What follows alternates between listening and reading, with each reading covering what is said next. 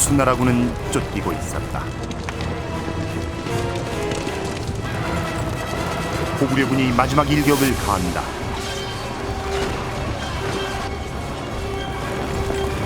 북경을 떠날 때만 해도 수양제는 고구려 원정이 이렇게 비참한 패배로 끝날 줄은 몰랐을 것이다.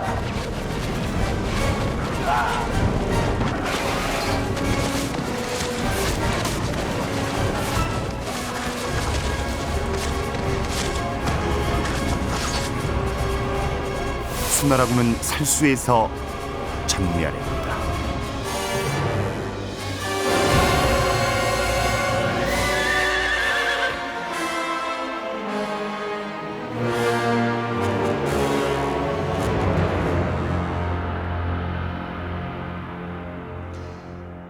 (612년) 수나라가 고구려를 침략할 때 동원한 병사는 113만 명에 달했습니다. 비슷한 시기에 서양 전쟁에서 10만 명 이상의 병력이 동원된 경우가 많지 않다는 것을 볼 때 가히 고대사 최대의 전쟁이라 하겠습니다. 고구려의 을지문덕은 바로 이 수나라 군대의 별동대 30만을 살수, 오늘의 청천강에서 몰살시킵니다. 살아 돌아간 자는 불과 2,700명. 이것은 세계 전쟁사에 기록될 승전보입니다. 수나라는 300여 년 만에 중원을 통일한 나라입니다. 인구, 국토, 병력의 규모에 있어서 고구려와는 비교도 할 수 없는 초강대국이었죠. 그런데 그런 수나라가 고구려 땅에서 지옥스러운 패배를 당했다는 것입니다.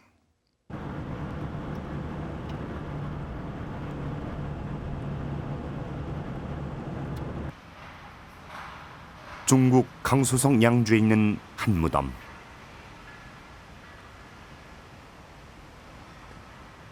수양제의 무덤이다. 300년 만에 중국을 통일한 제국 수나라 황제 무덤치곤 너무 작고 초라하다. 묘지석에 벼락이 차서 한 부분이 깨졌지만 수리하지 않은 상태다.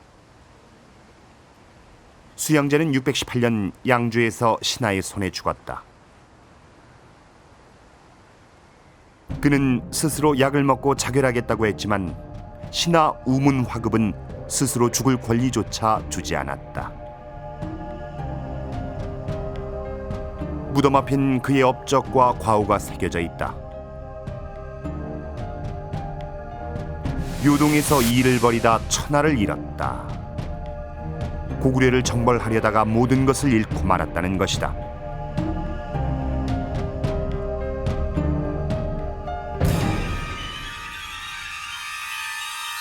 (612년) 중원을 통일한 수양제는 100만 대군을 동원해 고구려를 공격한다.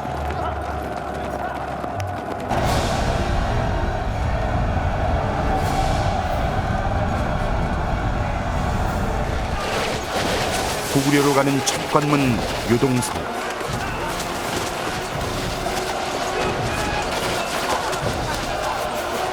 견고한 성에 의지하는 고구려의 저항은 완강했다. 수나라 100만 대군은 몇 달이 지나도 요동성 하나를 깨뜨리지 못했다. 중원을 통일한 초강대국이 요동의 작은 성에 막혀 진군하지 못하게 된 것이다.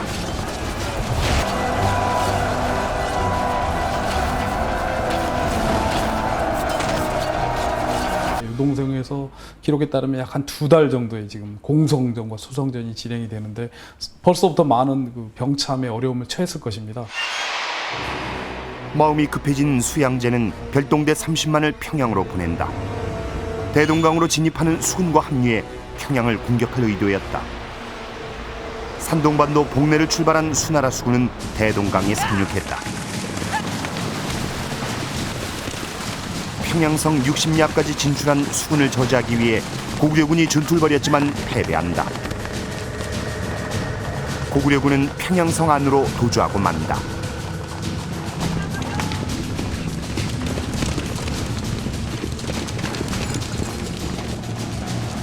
수군사령관 내호와는 여세를 몰아 4만 병력을 이끌고 평양성을 향해 진군한다.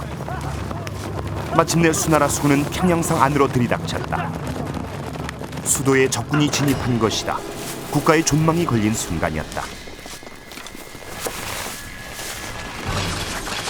그러나 그것은 함정이었다. 평양성 안에 매복해 있던 고구려군이 급습하자 수군은 대패한다. 살아 돌아간 자는 불과 수천 명. 수나라 수군은 전투력을 상실한다. 수군이 군량을 보급하고 육군이 압록강을 넘어서 신속하게 평양을 함락시키는 작전이라는 것입니다. 그 수군 원수 내호와는 고구려군의 유인 작전에 걸려서 단독으로 평양성을 공격하다가 패배해버립니다. 그 결과 수군이 철수하게 되니까 압록강을 건너서 평양까지 왔던 수나라 육군은 식량이 떨어져 버리는.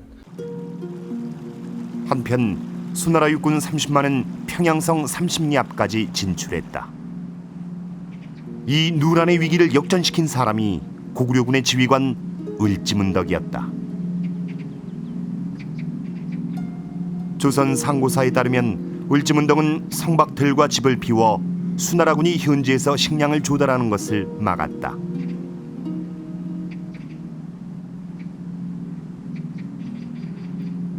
보급이 끊긴 수나라군이 성급하게 공격해오자 고구려군은 사방에서 화살과 돌멩이를 비오듯 쏟아부었다. 이미 식량이 바닥난 수나라 별동대는 평양성을 칠 수 있는 전력이 아니었다.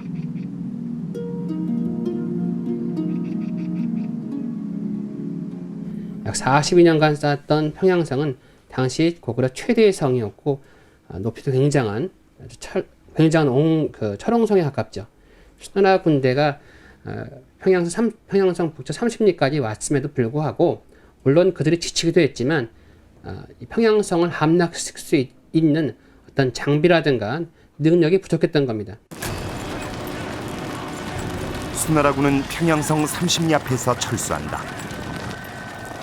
그 뒤를 고구려군이 쫓으며 공격했다.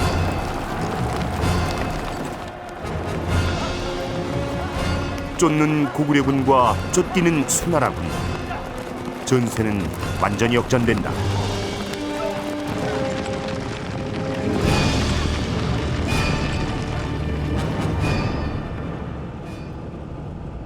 패퇴하던 수나라군은 살수, 지금의 청천강에 도착한다. 청천강은 평안 남북도 사이를 흘러 서해로 흐르는 200km 길이의 강이다. 수나라 군대는 강을 건너기 시작했다.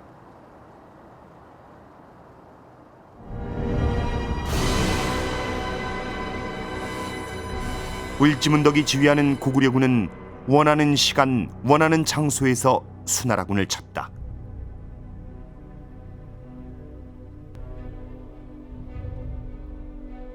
고구려군은 도하는 수나라군의 후방을 공격했다.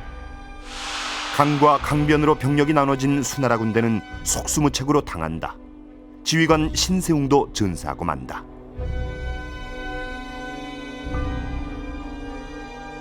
살수 대첩이 이루어졌을 때 수나라군의 어떤 진이나 대역이 제대로 갖춰진 상태였다기보다는 강을 도하하거나 혹은 이동 중에 고구려군의 어떤 뭐 기습 작전이나 유격전과 같은 어떤 정상적이지 않은 시간과 장소 그리고 정상적이지 않은 방법을 통해서 고구려군이 공격을 했었고, 다급한 수나라군은 하루에 450리를 달아났다. 살수에서 압록강까지 고구려군은 패주하는 수나라 군대를 추격하며 섬멸했다.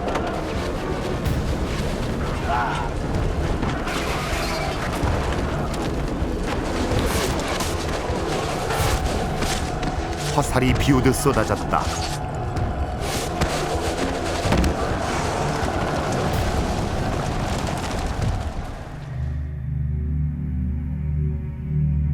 수나라 별동대의 99%가 사망했다. 30만 5천 명 가운데 살아 돌아간 사람은 2,700명이라고 중국 측 사서는 기록하고 있다. 유명한 삼국지의 적벽대전에서 조조가 100만을 동원했다고 하지만 실제 조조가 끌고 내려온 군대는 5만밖에 안 됩니다. 현지에서 조달을 해서 나중에 15만 명을 만들었다고 되어 있습니다. 그런데 수양제의 군대는 사실은 100만이 아니라 200만입니다. 중간에 보급부대나 노역으로 해서 동원했던 총 동원 인원은 200만 명이었다고 중국 직기록에 정확하게 나와 있습니다. 이것으로 보면 중국 역사상 최대 규모의 전쟁이었다고 표현할 수 있습니다. 동시에 최대 규모의 참혹한 패배였죠. 삼국시대가 지난 후에 나중에 명나라, 청나라 때까지도 중국 황제들이 조선에 대해서 기억하고 있는 중요한 것이 저 나라는 수나라의 100만 대군을 물리친 나라다. 이것을 중국 황제들이 다 알고 있습니다. 그 정도로 중국 역사에 기록될 만한 참혹한 패배였고 우리 측에서 보면 위대한 승리였죠. 살수대첩은 우리 역사 전체를 통틀어서 그 유래를 찾을 수 없는 대승이었습니다. 전쟁에 패배한 수나라는 결국 멸망의 길로 접어들고 말죠. 고대 세계 최강의 슈퍼파워였던 수나라를 완파한 고구려군. 그들은 과연 어떤 무기와 전략으로 싸웠던 걸까요? 이 고구려의 유적에서는 많은 화살촉들이 발견되고 있는데요. 이 활과 화살은 고구려군의 주력 무기였습니다. 이것은 야차산에서 발견된 고구려군의 화살을 복원한 건데요. 이 화살촉의 평균 탄소량은 0.51%로 오늘날의 특수강의 강도와 맞먹는 순도 높은 강철입니다. 이 철갑옷은 고구려 중장기병들이 입었던 찰갑옷을 복원한 건데요. 이 상의 하나를 만들기 위해서는 철을 단조해서 만든 1000여 개가 넘는 작은 조각들을 일일이 이렇게 가죽끈으로 연결해서 만들게 됩니다. 제철 기술을 가진 전문가 집단이 없었다면 불가능한 작업이었을 텐데요. 그렇다면 이렇게 철갑으로 중무장한 고구려 군들은 어떻게 전투를 했었을까요?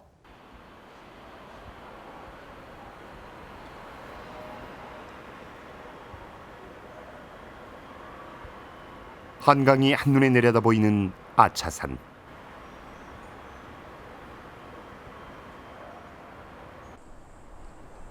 고구려의 군사 요새 보루가 발견된 지역이다. 아차산에서만 20여 개가 넘는 보루가 나왔다. 1600여 년 전 이곳은 고구려군이 집단으로 거주하던 중요한 군사 거점이었다. 각 봉우리마다 이러한 성들이 그 크기는 약간씩 달리하면서 위치를 하고 있었습니다. 그래서 이 한눈에 각 성들이 다 보이기 때문에 서로 필요한 경우에 군사를 좀 더 동원해 줄 수도 있는 것이고요. 또 그 한강에서 이렇게 북쪽으로 올라오는 군사들이라는 것들을 다 볼 수 있는 곳에 있기 때문에 그 각각의 소규모지만 유기적으로 연결돼서 큰 성처럼 그렇게 역할을 했던 것으로 생각이 됩니다. 아차산에서는 고구려의 주력 무기가 대량으로 나왔다. 철제칼,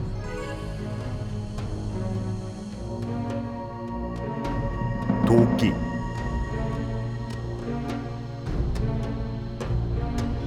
창, 그리고 수천 개의 화살촉이 나왔다.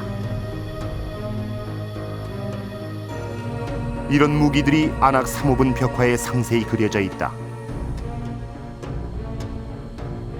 철갑옷을 입고 장창을 든 중장기병, 갑옷을 입지 않은 경기병,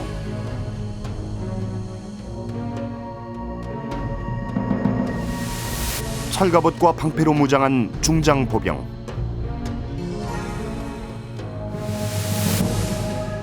경보병,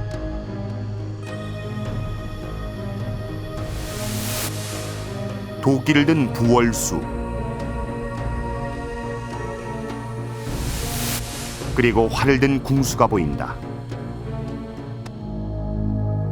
현재 저희가 발굴된 고구려 철기를 분석을 해보면은 현재 우리가 쓰고 있는 초강이라고 하는 기술도 알고 있었고, 고대 중국계의 기술과 유럽계 철기 제작 기술을 이미 고구려는 다 알고 있었다고 분석이 되기 때문에 이미 제철 수준이 상당히 높았고, 그 높은 제철 수준을 통해서 무기와 농공구, 각종 생활용기를 제작함으로써 국가적인 부를 창출할 수 있었다.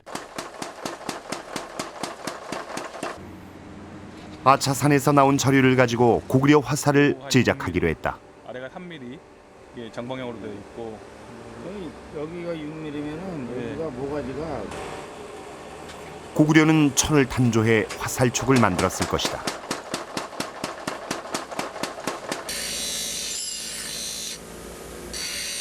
이렇게 만들어진 화살촉은 특수강 수준의 강철이다.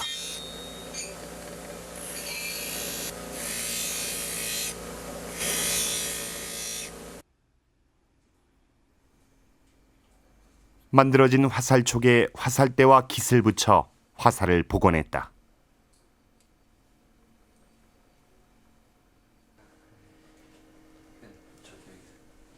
고구려군은 어떤 활로 화살을 쐈을까?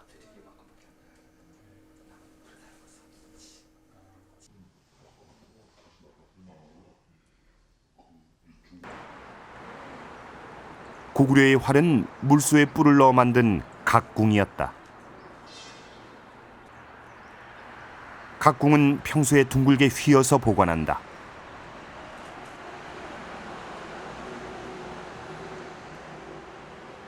활을 쏠 때 거꾸로 펴서 활 모양을 만든다.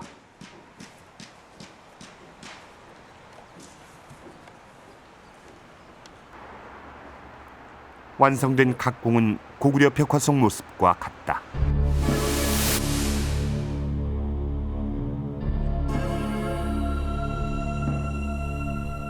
각궁과 고구려 화살의 파괴력은 어떨까? 초고속 카메라를 동원해 화살이 철판을 뚫는 순간을 정밀하게 촬영해 보기로 했다. 세계 민족공대회 입상자가 활을 쐈다.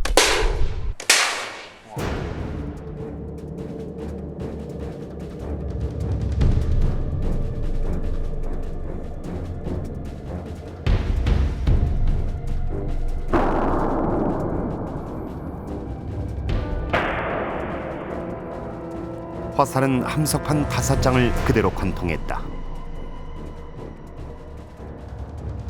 고구려 벽화에 보면 말을 타고 활을 쏘는 그런 경기병들이 많이 보이는데 고구려의 최대 강점은 역시 활이었습니다. 이제 기록상으로 볼 수 있는 것은 백석산 전투가 있습니다. 수나라 군대를 이제 사면에서 완전히 포위해서 활을 비오듯이 쏴서 수나라 군대를 거의 전멸시킵니다.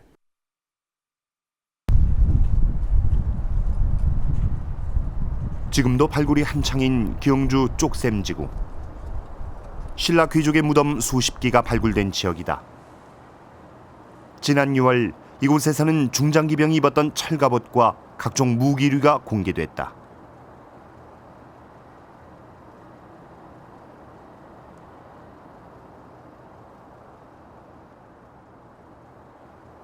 발굴된 철갑옷은 작고 얇은 수많은 철편들을 엮어 만든 찰갑옷이었다.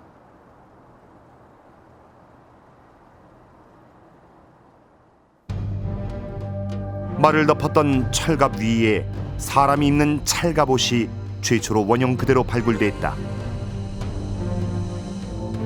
전문가들은 이 갑옷이 고구려 광개토대왕의 남진 때 영향을 받아 제작된 찰갑이라고 추정한다.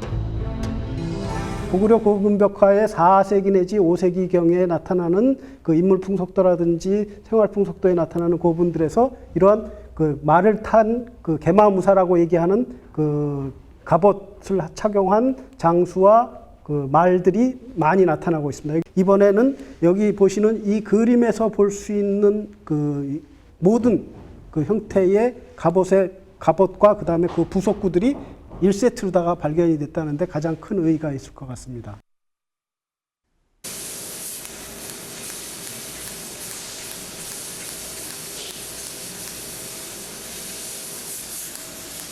직접 철판을 잘라 찰갑옷을 만들어 보기로 했다. 철편에 부식을 막기 위해 오칠을 2번 하고 오체에 철분을 섞은 흑칠을 3번 했다.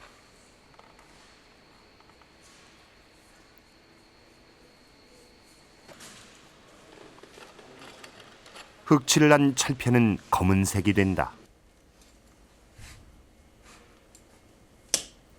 작은 철편 조각을 일일이 가죽끈으로 엮어야 한다. 찰갑옷 제작엔 오랜 시간이 걸린다. 상의 하나에만 1,300여 개의 철편이 필요하다.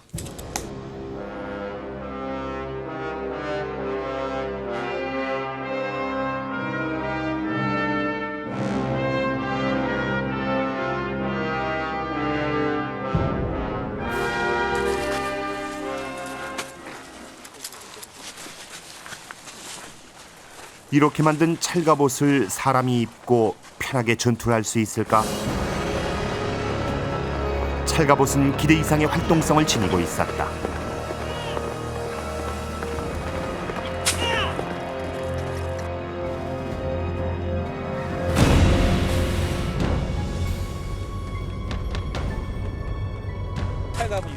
철편을 엮어서 만들었기 때문에 이런 식으로 이렇게 구부러져서 몸쓰기가 훨씬 더 유연하고 자유롭습니다. 이런 식으로 접혀가지고 훨씬 더 판갑보다는 자유롭게 움직일 수 있기 때문에 훨씬 더 과학적이라고 볼 수 있죠. 철갑옷의 강도를 실험해 보기로 했다. 먼저 철판을 통째로 이어붙인 판갑옷. 큰 철판 조각들을 리벳으로 이었다.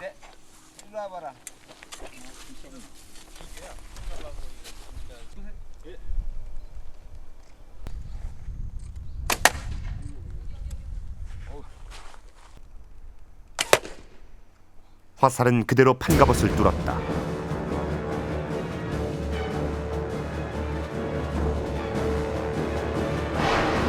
발사한 모든 화살이 판갑을 관통했다.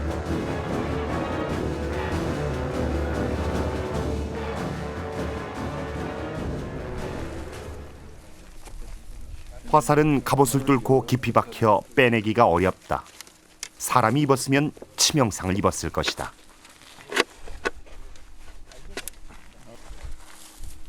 이번엔 고구려의 찰갑옷을 실험해 보기로 했다.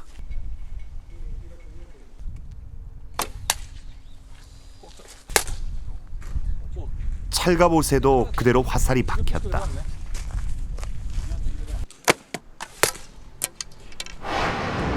그런데 반복해 발사하자 화살이 튕겨나오는 경우가 생겼다.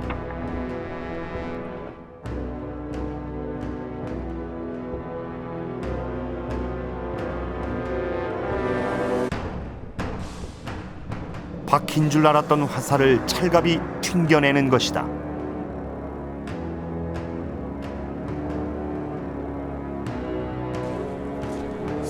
철편은 뚫리지 않고 휘어 있었다.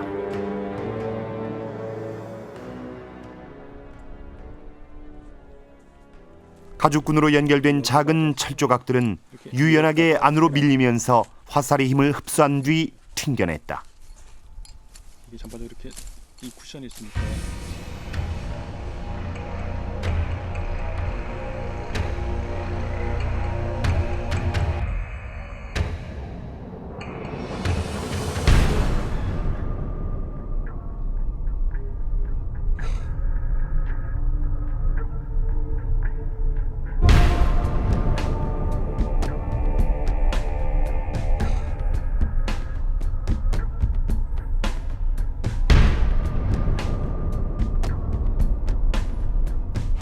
철갑옷으로 말과 자신을 감싼 고구려 중장기병은 어떻게 싸웠을까?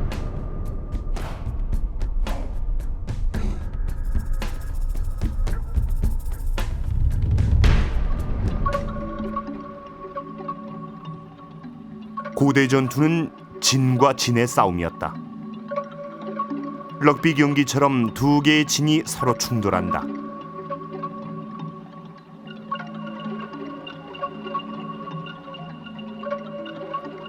진이 유지되는 한 전투는 팽팽하게 진행된다.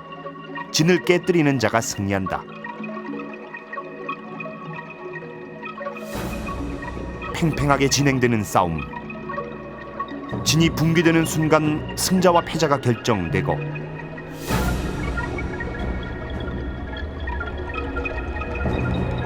대량 사상자가 발생한다.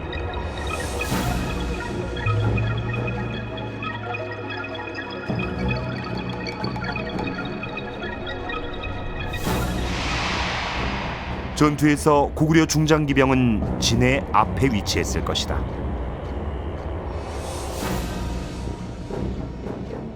궁수가 원거리 사격을 가하고 기병이 돌진한다. 철갑과 장창으로 무장한 중장기병은 적의 진을 돌파해 후방에서 공격한다. 이때 보병이 돌진해서 앞을 공격한다. 진이 깨져 철갑기병과 보병에 둘러싸인 적은 전멸한다. 고대 가야 지역에서 발굴된 철갑옷을 복원한 겁니다. 큰 철판 조각을 그대로 이어붙인 건데요. 이는 창, 칼, 화살과 같은 공격용 무기에 대한 방어력을 높이기 위해서입니다. 그러나 이 철갑옷은 화살을 정통으로 맞을 경우 이렇게 탄력이 없기 때문에 그냥 뚫리고 맙니다. 반면 고구려군의 철갑옷은 화살을 막아냈습니다. 화살을 맞을 경우 이 가죽끈으로 연결된 철편들이 안으로 밀려 들어가면서 화살의 힘을 충격을 흡수하고 다시 튕겨내게 됩니다. 이 화살을 정통으로 맞을 경우에도 이렇게 철편들이 부러지지 않고 그냥 이렇게 휘어질 뿐입니다. 그리고 철갑옷의 장점은 한 가지가 더 있는데요. 이 전투 중에 갑옷이 손상되더라도 이렇게 다른 철편으로 손쉽게 수선을 할 수 있다는 겁니다. 고구려와의 전쟁을 지휘했던 수양제는 무모한 전쟁을 해서 나라를 망친 군주로 역사에 기록됩니다. 그런데 여기서 한 가지 의문점이 생깁니다. 혼란기의 중국을 300여 년 만에 통일한 고대 세계의 슈퍼파워 수나라. 이 나라의 황제가 수양제입니다. 그런데 그런 그를 고구려 침략의 모든 것을 건 무모한 폭군으로만 기억한다는 것은 뭔가 이상하지 않습니까? 수양제, 그는 과연 어떤 인물이었을까요? 또 그는 왜 고구려를 침략해야만 했던 걸까요?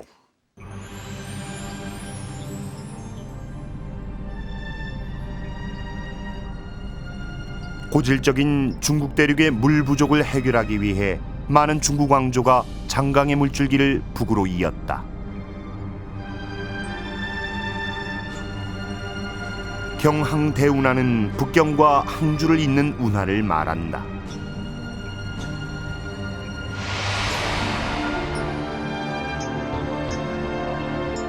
수양제는 통제거, 산양도,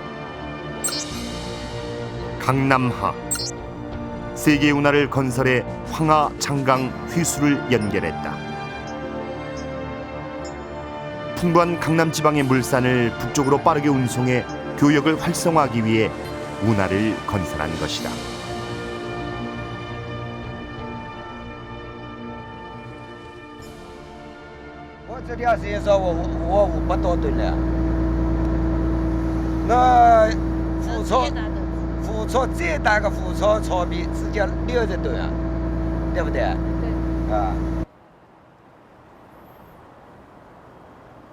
운하 건설엔 또 다른 목적이 있다.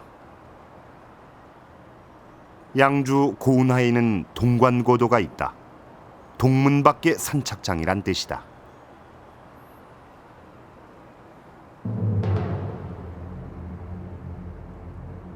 동관고도 문 아래엔 수양제가 운하를 건설한 후의 모습들이 새겨져 있다.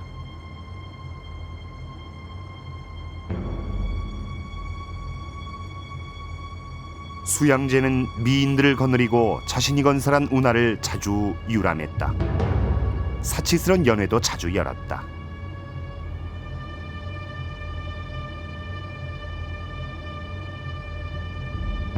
벽화의 다른 한쪽엔 수의 깃발 아래 모인 병사들이 보인다. 이들은 왜 여기 있을까?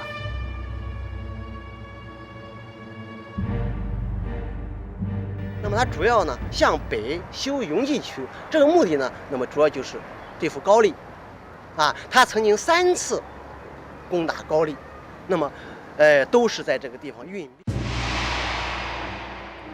중국을 통일한 수양제는 남으로 방향을 돌려 베트남의 임읍국, 오키나와의 유구국, 그리고 말레이반도의 마자가국까지 정벌했다. 서기 610년 정월, 지금의 낙양인 동도에서 각국이 수나라에 조배를 올리는데 채새끼를 든 자만 18,000명이었다고 한다. 수나라는 주변 국가를 복속시키고 대제국의 위용을 자랑한 당대 초강대국이었다.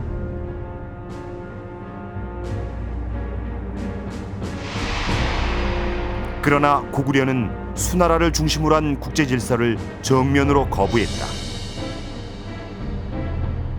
영양왕은 수의 입조 요구를 거절했다. 수나라는 고구려를 용납할 수 없었다. As I've said, it took him 5 years to organise this campaign. It was very well planned. The first thing he did was to order the Grand Canal to be extended.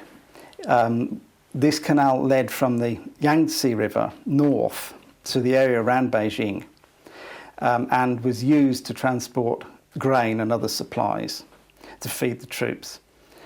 It took until 612 to finish this work, and millions of people were called up for forced labour to finish it. 산동성 레주 해변에서 대규모 전함 건조가 시작됐다. 배 건조의 책임자는 유주 총관 원홍사. 그는 가혹하게 일꾼들을 다뤘다. 물속에서 주야로 일을 하게 해서 사람들이 이를 피하기 위해 손발을 자르고 복스러운 손, 복스러운 발로 불렀다고 전한다. 그리고 300척의 배가 완성됐다.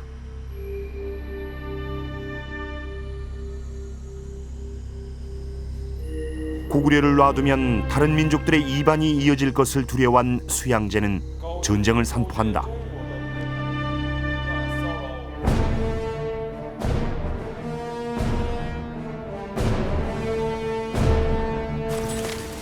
우문술이 지휘하는 좌군 12군, 우중문이 지휘하는 우군 12군, 수양제 친위군 6군, 모두 합쳐 113만 3,800명이 북경에서 고구려로 출발했다. 행렬의 길이만 960리에 달했다. 수군도 산동반도를 출발 대동강으로 향했다. 사상 유례가 없는 대출정이었다.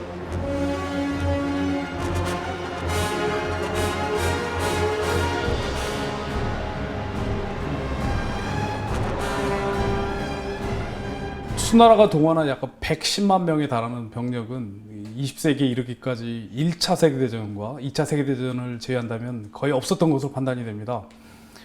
당시 고대 서양의 전쟁 규모가 고작 5만에서 10만 명, 그리고 한국전쟁 때 중공군이 약 한 40만 명에서 한 60만 명 정도 참전을 했다는 것으로 판단한다면 수나라가 고구려에 약 110만 명 정도를 동원해서 공격한 것은 어마어마한 규모였다고 판단이 됩니다. 당시 수나라는 890만 가구, 인구는 4,600만 명 정도였습니다. 고구려의 당시 가구 수는 69만 호 정도였는데요. 이 한 가구당 가족을 5명으로 계산한다면 인구는 400만 명 정도였을 겁니다. 수나라의 10분의 1도 안 되는 숫자입니다. 참전한 수나라의 군인은 113만 명, 지원병까지 합친다면 200만 명이 넘는 대군이 고구려를 공격합니다.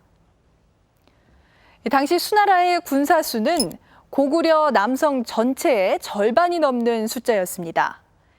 전투에 동원 가능한 성인 남자의 수를 계산한다면 수나라의 병력 규모는 고구려를 압도합니다. 수나라 100만 대군은 요하로 몰려들었다.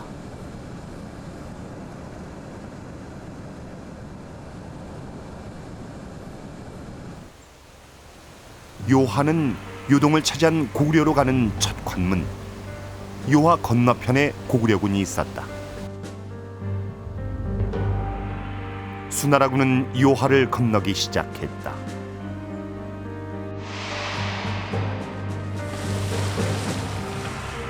선봉대는 강을 건너기 위해 부교를 설치했다.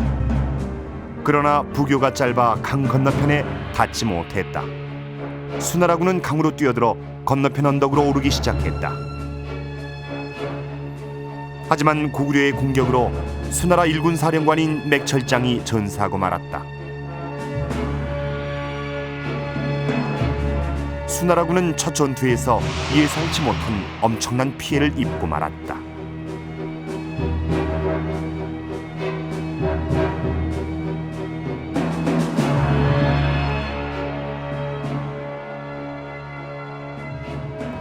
그 선봉부대인 맥철장이 그 유화의 제임을 도착을 했는데 고구려군이 거기서 약 한 달 동안 그 선봉부대가 넘어오지 못하게 합니다. 그리고 맥철장을 비롯해서 수나라 장수 여러 명을 이제 살해합니다.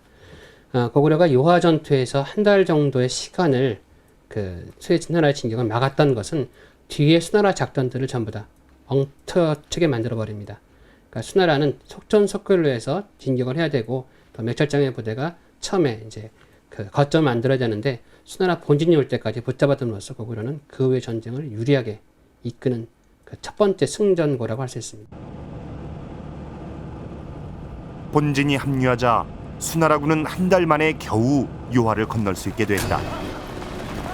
수나라가 강을 건너 공격하자 고구려군은 만 명의 희생자를 내고 요동성으로 후퇴했다. 그러자 수나라 대군이 요동성으로 몰려들었다. 수양제가 단번에 고구려를 제압하기 위해 데려온 백만 대군이 요동성을 포위했다.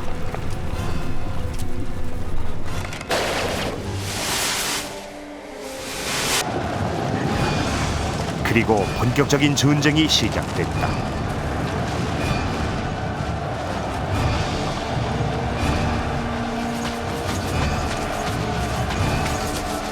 전투는 치열했다.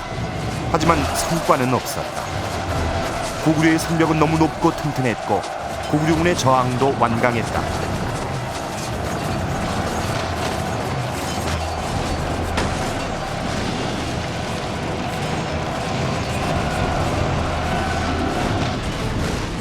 (2월에) 수양제가 요동성에 도착했지만 넉 달이 지나고 (6월이) 돼도 요동성은 함락되지 않았다. 수나라군은 300년 만에 중국을 통일한 강한 군대였다. 지휘관과 병사들은 전쟁터에서 단련된 사람들이었다. 강남에서 북쪽의 돌궐까지 온갖 종류의 군대와 싸운 경험이 있었다.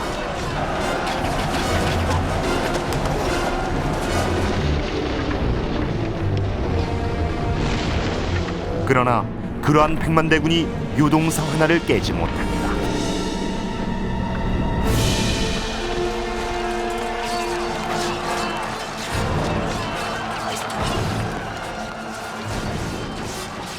진노한 수양제는 장수들을 질책했다. 그대들은 스스로 지위가 높고 좋은 가문임을 믿고 나를 어리석은 자로 대우하려 하느냐.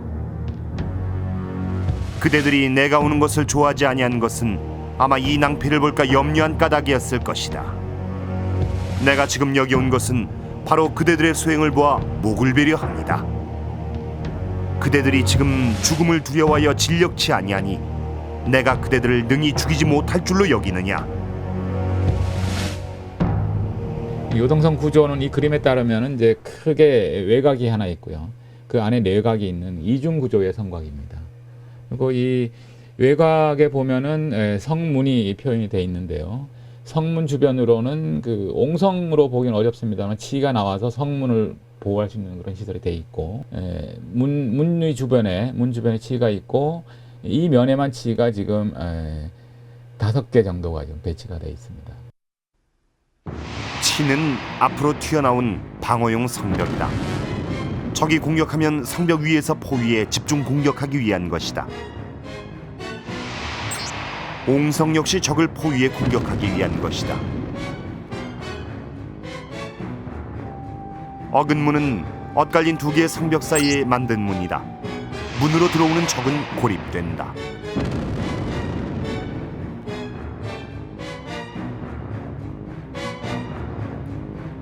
당시 고구려의 축성술은 매우 뛰어났다. 흔적은 남아있지 않지만 요동성도 치와 같은 방어 시설을 갖춘 난공불락의 성이었을 것이다. 요동성은 기록에 따르면 대략 높이가 한 30m를 넘는 굉장히 큰 성으로 기록되어 있습니다. 여기를 수나라 본진이 수백 겹이나 이제 에워쌌다라는 표현이 나오는데, 수나라 군대는 이 요동성에서 약 4월 중순부터 철수하게 되는 7월 말까지 3개월 동안 이 성 하나를 점령하지 못합니다. 병서 무경 총요엔 고대 중국에서 사용된 공성용 무기가 상세히 적혀 있다. 성을 공격하는 기본 장비인 사다리차 운제,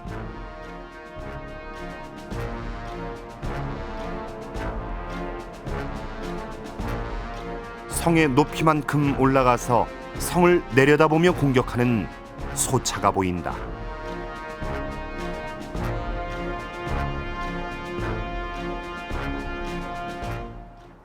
성벽에 돌을 던지던 투석기를 복원해 보기로 했다.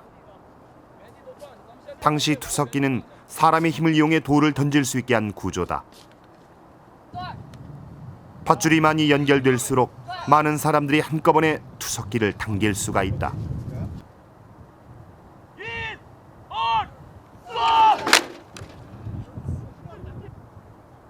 작은 투석기는 40명, 큰 것은 120명의 병사가 밧줄을 동시에 잡아당겨 돌을 날려보낸다.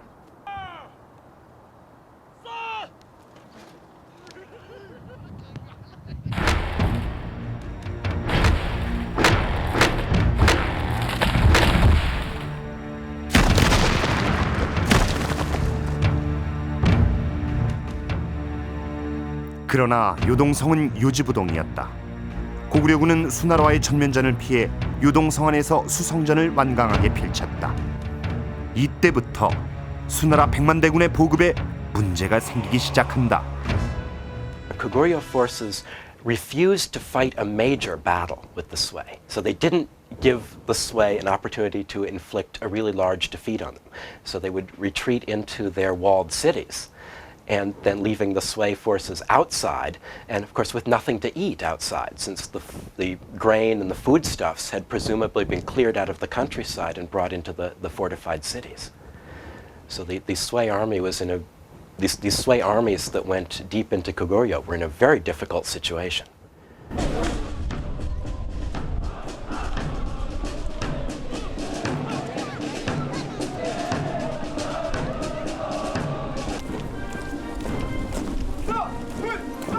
방어 전술이었고, 실제로 당시 고구려군의 전술은 육군사관학교 수업에서도 인용된다.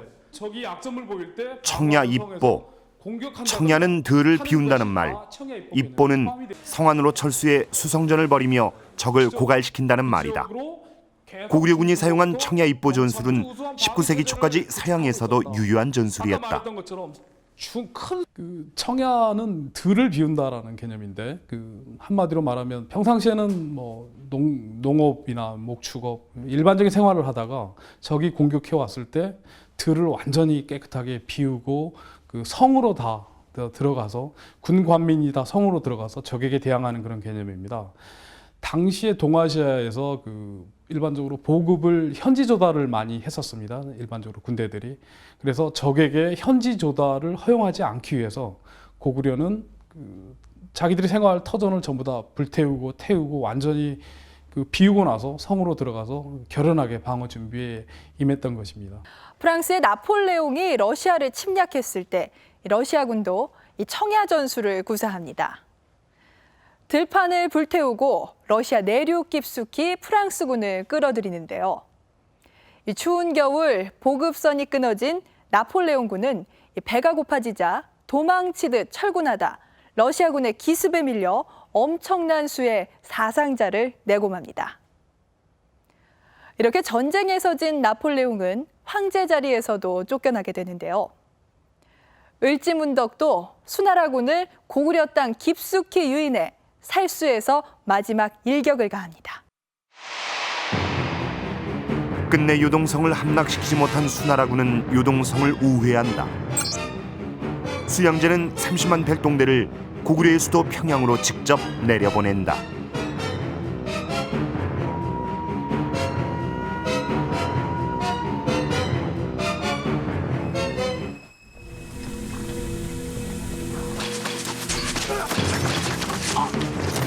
병력수에서 열세였던 고구려군은 이동로를 장악하고 게릴라전을 벌였다.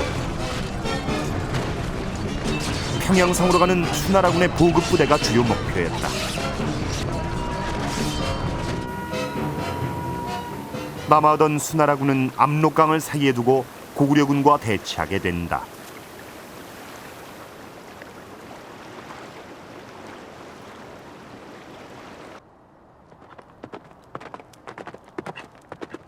이때 고구려 수나라 전쟁을 통틀어 가장 극적인 상황이 벌어진다. 한 고구려 장수가 호련히 수나라 진영을 찾아온 것이다.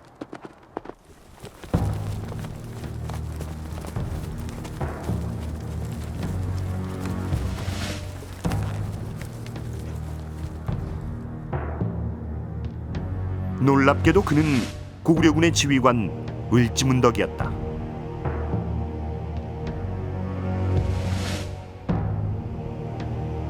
그는 고구려와 수나라의 항복 협상을 시작하기 위해 온 것이다. 을지문덕은 수나라군의 지휘관 우중문, 우문술과 거짓으로 항복 협상을 벌이면서 수나라 진영을 염탐했다. 왜 고구려군의 최고 지휘관이 이런 위험한 임무를 직접 수행했을까? 을지문덕같이 중요한 인물이 수나라 군대에 가서 포로가 된다면 고구려군 자체가 위험에 빠지게 됩니다. 그래서 을지문덕이 수나라 군대 진영까지 찾아간 것은 적정을 정찰하는 것보다는 수나라 군대의 진격을 지연시키는 것이 대러 목적이 있지 않았나 싶습니다.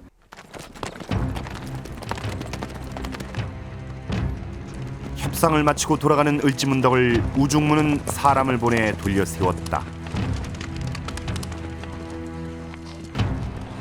할 말이 있으니 다시 수군 진영으로 돌아가자는 것이었다. 고구려군 지휘관 을지문덕을 잡으려는 수나라의 술책이었다. 하지만 을지문덕은 돌아보지도 않고 압록강을 건너 돌아갔다.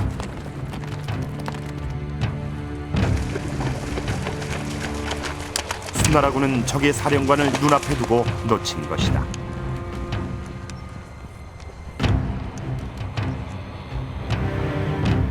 이후 고구려군은 7번 싸워 7번 패면서 수나라군을 고구려 평양성 가까이 끌어들였다. 시간을 지연시키면서 수나라군의 식량을 고갈시키려는 을지문덕의 작전이었다. 수나라 병사들은 100일치 식량을 가지고 요동성을 출발했다. 하지만 많은 지친 병사들이 무거운 식량을 이미 몰래 버린 상태였다.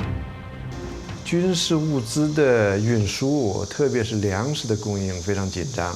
当时士兵要携带大量的粮食，还要带着武器，那么他这个在路上携带这么多东西，他感到非常沉重。有的就把粮食就偷偷的埋在地上就走了，这样会减轻自己负担。所以后来吃粮食没有了。 을지문덕의 전략은 적중했다. 을지문덕의 청야 전술은 수나라군이 고구려 현지에서 식량을 구할 수 없게 만들었다. 들엔 곡식한톨 남아있지 않았을 것이다. 수나라군이 평양성 30리 앞에 오자 을지문덕은 역사에 남을 시한수를 우중문에게 보내 조롱한다. 신기한 책략은 하늘의 이치에 달했고 묘한 전술은 지리를 통달했구나. 싸움마다 이겨 공이 이미 높았으니 족한 줄 알고 그만둠이 어떠하리. 마지막 구절이 공은 이미 하늘에 닿았으니 돌아가시게라는 말은 사실은 너희들이 이미 식량을 떨어진 사정을 이미 다 알고 있다. 너희들이 돌아가지 않으면 어떡하겠느냐는 걸 이미 알고 있는 상황에서 너가 이미 공을 다 이루었으니 돌아가라. 다시 말하면 너희들이 이제 더 이상 할 것이 없지 않느냐. 점잖게 말했지만 우리가 너희들이 철수할 수밖에 없는 상황이라는 걸 알고 있는 철수를 종용하는 시였다고 볼 수가 있습니다. 이미 먹을 것이 바닥나 전투를 할 수 없었던 수나라 군사는 평양성 30리 앞에서 철수할 수밖에 없었다. 이때 고구려의 반격이 시작됐다. 후퇴하는 수나라군의 배후를 치기 시작했다.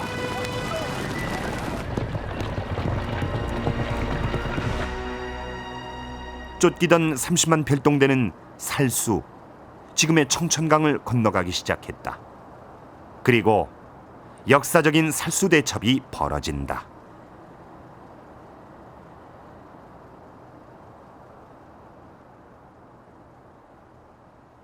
단재 신채호는 고구려군이 미리 막아둔 상류의 뚝을 터뜨려 수군을 공격했다고 기록했다.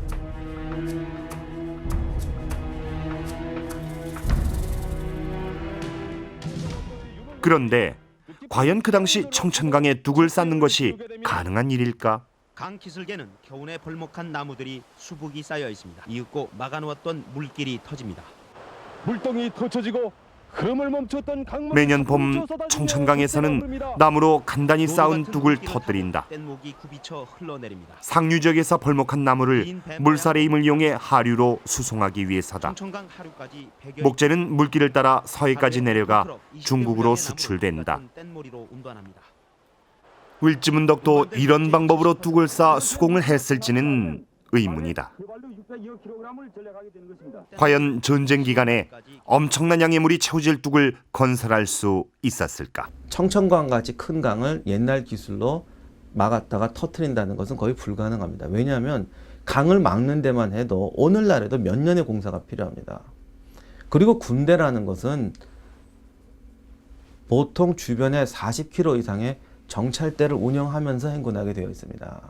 따라서 상류의 뚝을 그 이전 시기에 막았다고 한다면 수나라 군대가 그날 그 시점에 도하하는 것을 알고 한 2, 3년 전부터 공사를 했어야 가능하다는 이야기가 됩니다. 출발선을 박차고 나갑니다. 3만여 명이 참가한 국제 마라톤 대회. 살수를 건너던 30만 수나라 별동대 병력의 10분의 1 정도의 인원이 참가했다. 인천대교 주탑 간의 거리는 약 1km. 육안으로 보기에도 대열은 삽시간에 수 킬로미터로 늘어졌다. 만약 30만 명이 달기 시작하면 그 길이는 더욱 늘어날 것이다. 이것으로 볼 때 살수를 수나라군 30만이 동시에 건너는 건 불가능해 보인다.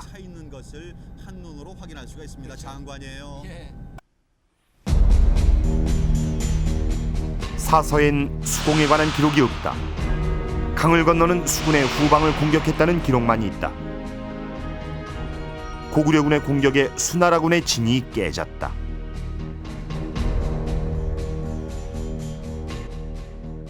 어떤 군대가 후퇴하면서 진을 유지하기란 굉장히 힘들다고 판단이 됩니다. 그 이유는 지금 철수 작전 중에 그 후미에 남겨진 부대의 경우에는 심리적으로 굉장히 압박을 받게 되고 또 그 자신들의 어떤 생명의 그 위협을 받게 되는 것이고 또 후방에서 적과 직접 교전해야 되는 그런 상황입니다.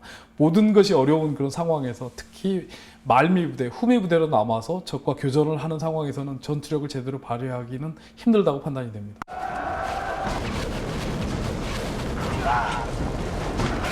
별동대 일부는 강 건너에, 일부는 강 가운데, 후지는 강을 건너지 못한 상황.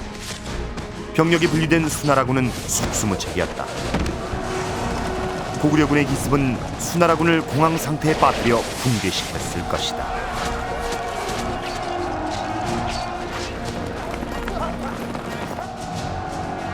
을지문덕의 고구려군은 진이 깨진 상태로 패주하는 수나라군을 추격하며 전멸시켰다.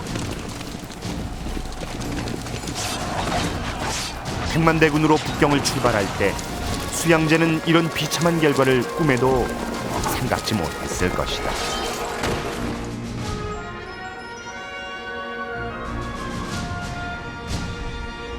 그렇게 전쟁이 끝났다. 7세기 세계 최대 전쟁의 결과는 아무도 믿을 수 없는 것이었다. 그 한가운데 을지문덕의 살수 대첩이 있었다.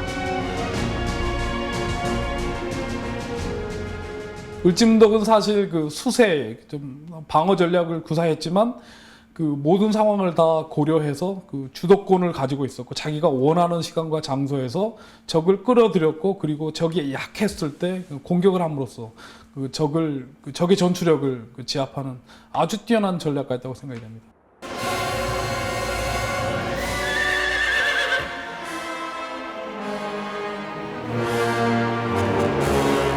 고구려는 요동성, 평양성, 살수 이렇게 전쟁의 운명을 가른 세 곳의 전투에서 모두 승리했습니다. 수나라는 고구려의 전략에 말려서 제대로 전투 한번 해보지 못하고 치욕적인 패배를 당하죠. 자, 과연 무엇이 고구려를 승리로 이끌었던 걸까요? 고구려군의 청야 전술과 수성전이 승리한 요인으로 꼽힐 수 있을 겁니다. 또 삼국사기를 쓴 김부식은 을지문덕의 공을 이야기합니다.